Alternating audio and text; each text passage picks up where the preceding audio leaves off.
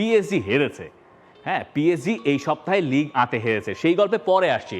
কিন্তু তাদের আরেকটা লিগ আর ম্যাচই বাকি আছে, মানে মোনাকোকে তারা যদি ধরে নেয় চ্যাম্পিয়ন্স লিগে আরেকটা লিগ আর ম্যাচ, তাহলে আপনি তাদের দুষতে পারবেন না। গতবারও ঠিক এই স্টেজে পিএসজি আরেকটা ফ্রেঞ্চ ক্লাবের মুখোমুখি হয়েছিল, যেবার তারা ওই ব্রেস্টকে হারিয়েছিল 2 লেগ মিলে 10-0 গোলের ব্যবধানে।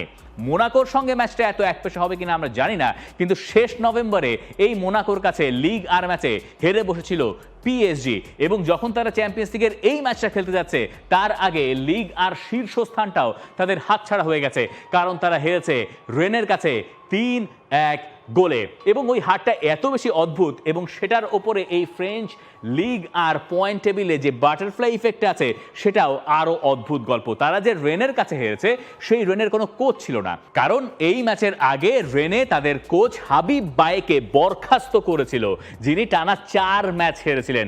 72 ঘন্টা ময়েশ্চার লক সমৃদ্ধ লিলি বডি ওয়াশ, শিয়া বাটারের গুডনেস স্কিন রিপেয়ার করে রাখে সফট ও গ্লোয়িং।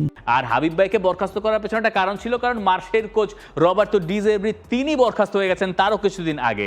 ধারণা করা হচ্ছে মার্শেতে যাবেন হাবিব ভাই, আর রেনে সেই কারণে কোচ বরখাস্ত করেছে। এখানে টাকা পয়সার বিরাট ব্যাপার স্যাপার অঙ্ক ফঙ্ক এখানে জড়িত। কিন্তু সেই কোচবিহীন, অনেকটা কোচবিহীন দলের কাছে তাদের অ্যাসিস্ট্যান্ট কোচ যিনি রিজার্ভ টিমের, তিনি এই দলটার দায়িত্ব নিয়েছিলেন, তার কাছে পিএসজি হেরে গেছে। এবং হারার পরে উসমান দেমবেলে বলেছেন আমাদের ভেতরে স্পার্ক নাই।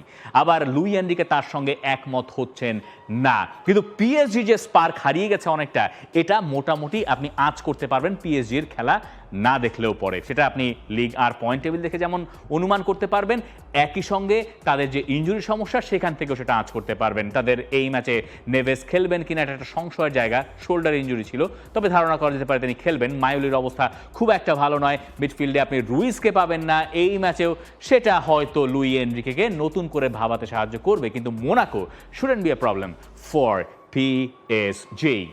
For more updates, subscribe to our YouTube channel and click on the bell icon. Follow us on Facebook and Instagram. Download T-Sports app to enjoy exciting games and highlights. Visit tsports.com.